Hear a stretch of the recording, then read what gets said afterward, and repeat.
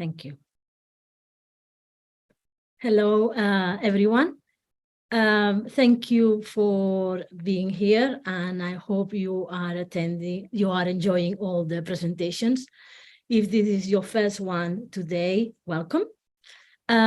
Please feel free to turn off your cameras and to change your name if you wish.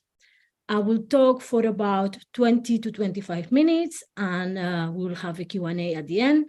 So if you have any questions, just type them in the Q&A section or just tell me at the end. So ready? Let's start. So the title of my presentation is Getting Divorced. Don't get stuck at the starting line. Essential steps before the legal process begins. Divorce can be overwhelming, but you can take control with the right preparation and knowledge. In this presentation, you will discover the key steps to get ahead of the game, how to take an active role, and set yourself up for a smoother and cost-effective divorce journey. But first, a bit about me, especially for those of you meeting me for the first time. Who am I? I am certified since yesterday, a professional divorce coach, a practicing family law solicitor, and I have over 18 years experience working with families and individuals with their separation, divorce, and family matters. I'm a busy mom of 2 teenage boys, originally from Spain, as you can tell from my accent, and I have been living and working in London for the past 22 years. So what do you think is the first step most people think of in divorce? If your answer is to see a lawyer or to go to court, then you are correct. But should this be the first step? There are times when you may need to rush to take legal action. For example, if your safety is at risk. If you are in an abusive relationship, you must seek immediate professional support for the steps you will need to take to protect your and your children's safety and be out of harm. Other examples for rushing are when your spouse is hiding assets or dissipating the money, or when other court jurisdictions, so courts outside England and Wales, may be in play.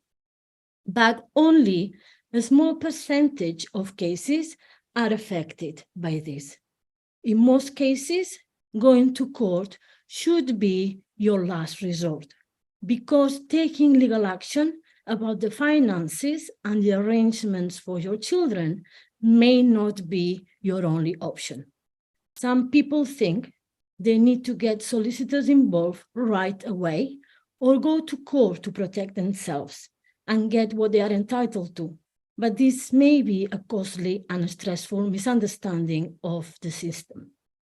If your first step is making a court application, you may later regret it. And if you do so without being properly prepared or informed, not knowing what you are getting into, without being in control, you may feel overwhelmed, stressed, and find yourself easily manipulated by others. You could make mistakes, or you could also be incurring cost and wasting money that you could have saved, or you may be damaging your relationship with your spouse and even with your children. So there can be negative consequences, but it is good that you are listening to me, because many of these can be avoided if you follow the steps I will share later in this presentation. Divorce affects different areas. The legal process is only one piece of the puzzle, but most people still rush into it without being ready.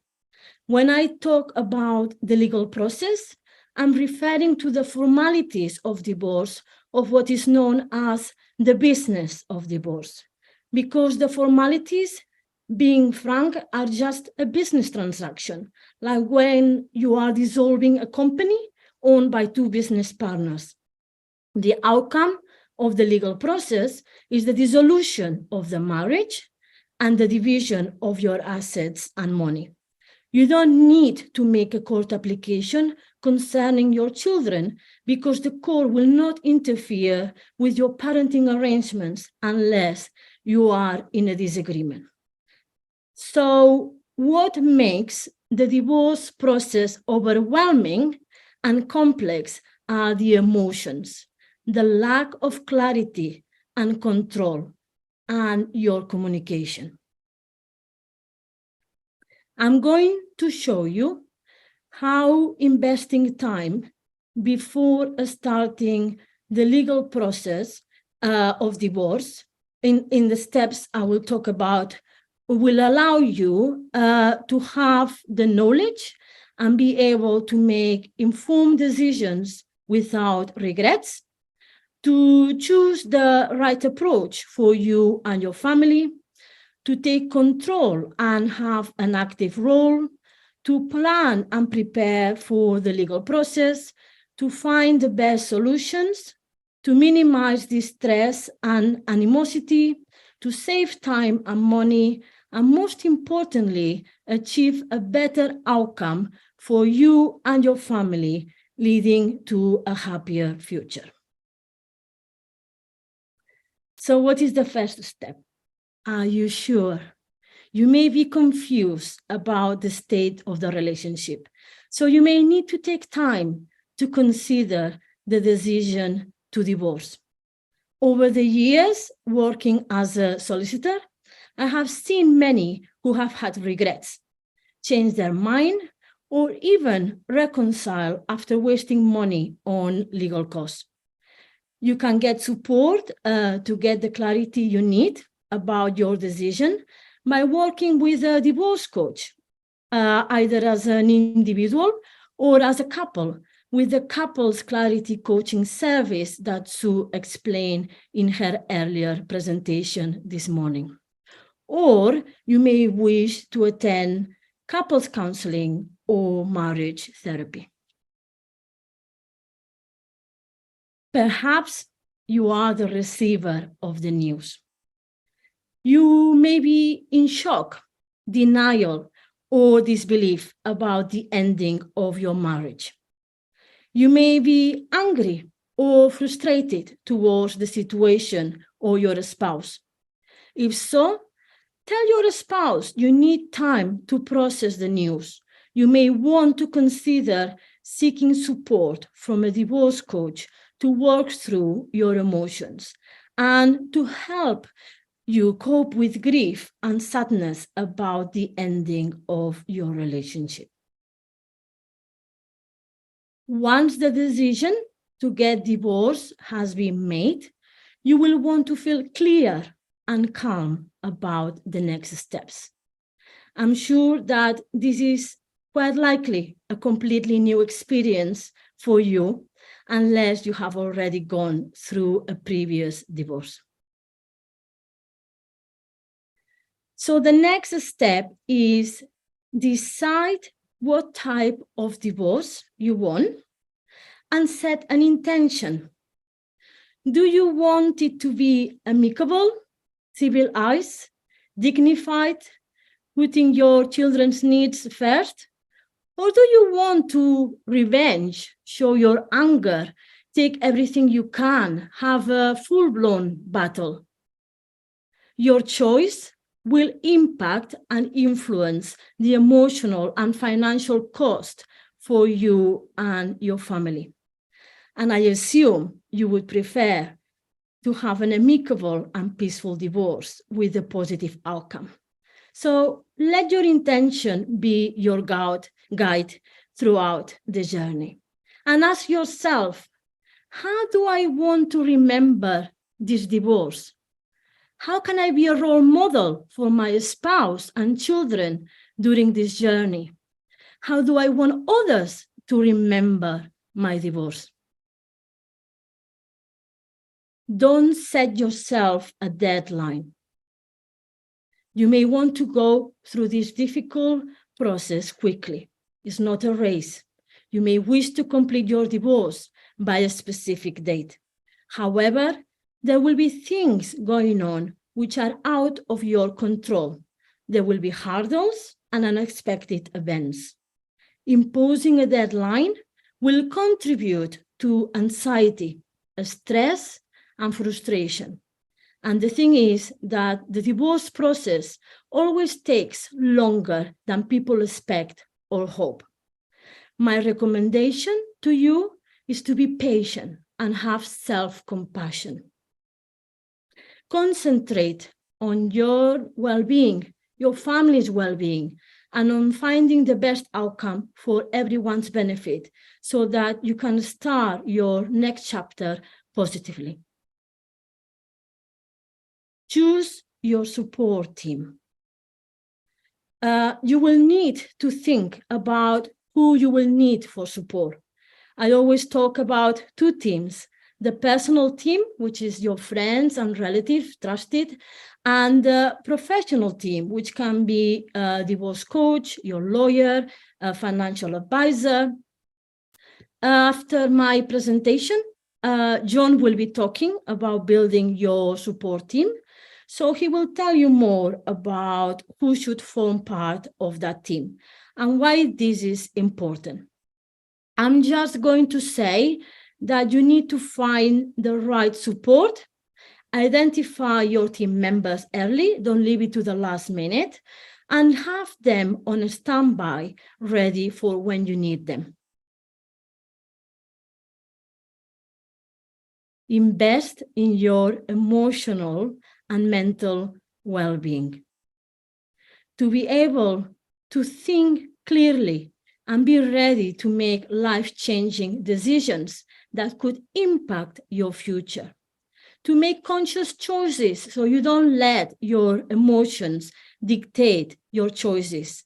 To avoid regrets and not to let personal feelings cloud your judgment. To concentrate on what is best for you and your children in the long run.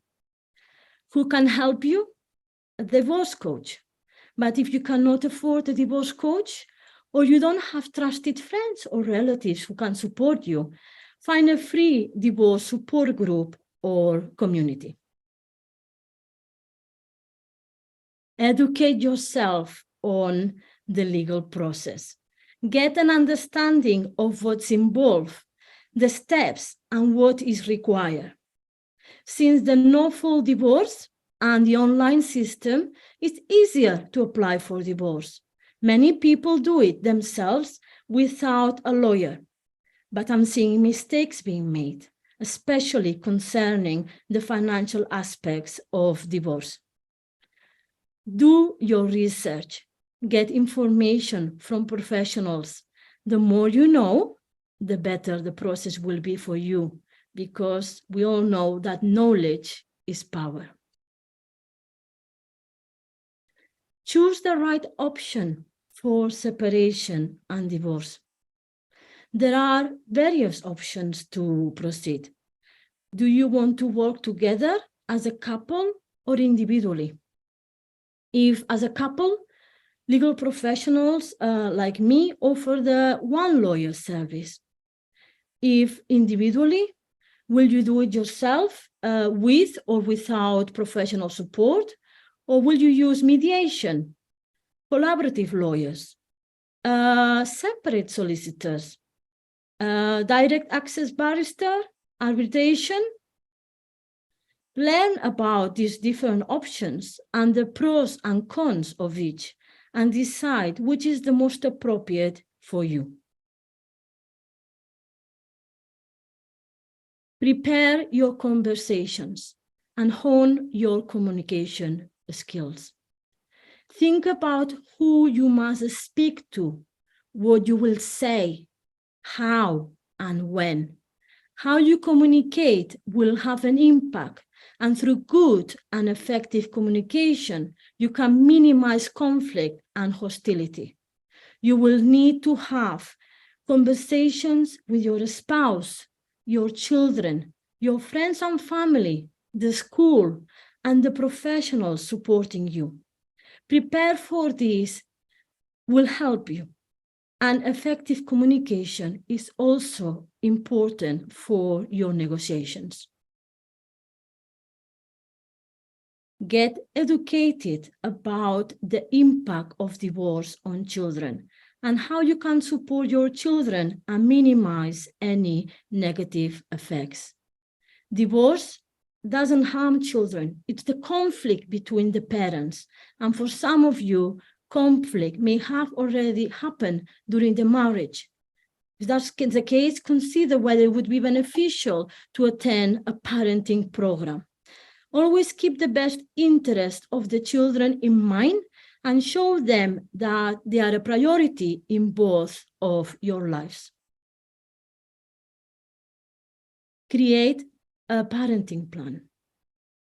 A parenting plan is where you set out your children's arrangements, like who the children will live with, how you will parent, the parenting schedule.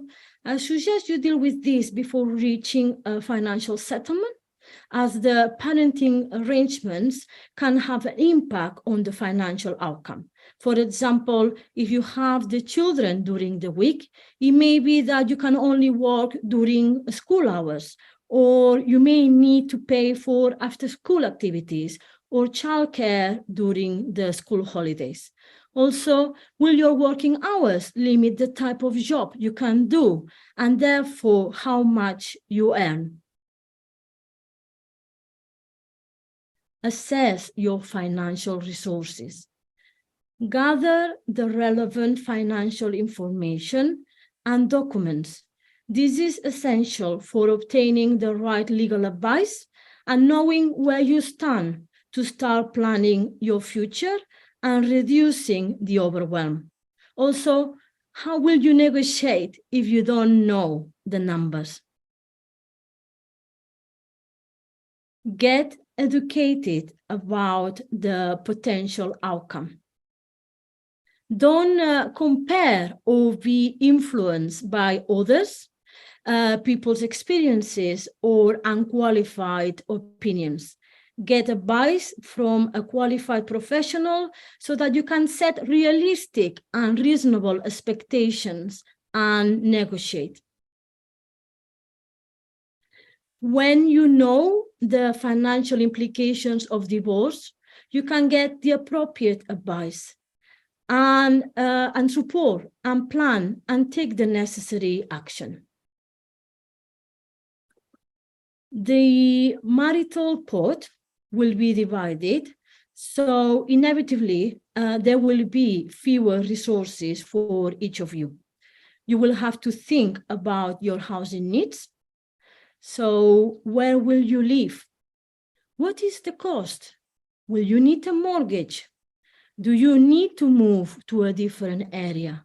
If so, do you need to change the schools or your job? How will this affect your parenting arrangements if you have children? And also your income needs. What will your income be? What do you need to live on? Do you have a stable job? Do you need to return to work or increase your hours? Do you need to change your job to make ends meet? Do you need time for education and retraining to return to work? As a single parent, will your working hours be affected? If so, how will this affect your income? Considering all of this before starting the legal process is beneficial because you have the answers to communicate your needs and to start planning. Sort out the interim arrangements. Many people neglect to consider the living, financial, and parenting arrangements from the moment the decision to divorce is made to the completion of the legal process. The legal process of divorce can be lengthy, and it can take at least 7 to 8 months to complete, even if amicable. If you are still living together, there can be some friction and some boundaries may be needed. And if you are living separately, who will pay for what? It's also an opportunity to start implementing parenting arrangements and see if they practically work. Have a plan on how you will fund your divorce.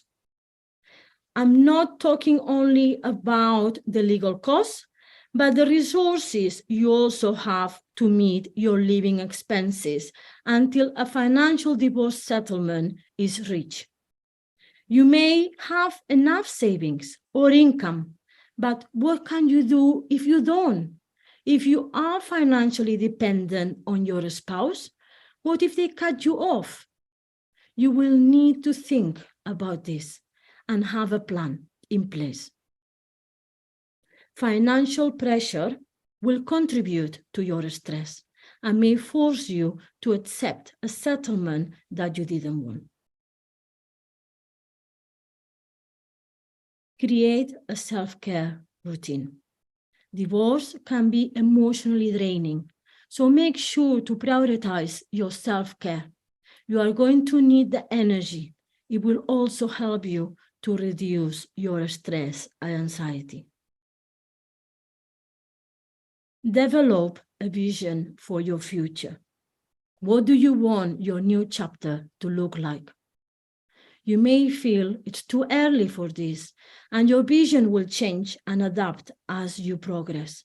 However, it is helpful to have something to look forward to. Let that vision be your guiding light. Have a system in place. Organization and planning are crucial. Consider creating a calendar, blocking time in advance, having a storage system for the documentation because there will be lots of papers. Whatever works for you. So here is the complete list of the 17 steps I share. These are the steps I work with many of my clients to get them ready for the legal process if they decide to separate or divorce. So how can taking these steps before starting the legal process help you? By being prepared and informed, having more clarity and feeling more confident, knowing when, how, and where to get support, managing your emotions, having a system in place, you will be in a better position to engage, negotiate, and complete the formalities of the legal process. Plus, you will save money and potentially get a better outcome. But what if your spouse has already started the legal process? Still, many of these steps that I have shared with you today will help you to be prepared and have a better experience. If you would like to discuss how I can help you with your situation, you can book a free clarity session with me through the link on the screen, or take a picture of the QR code. You will also have access to my free resources, blog, and social media accounts in that link. So now it's time for questions. If you have any, you can type them in the Q&A section or just unmute yourself.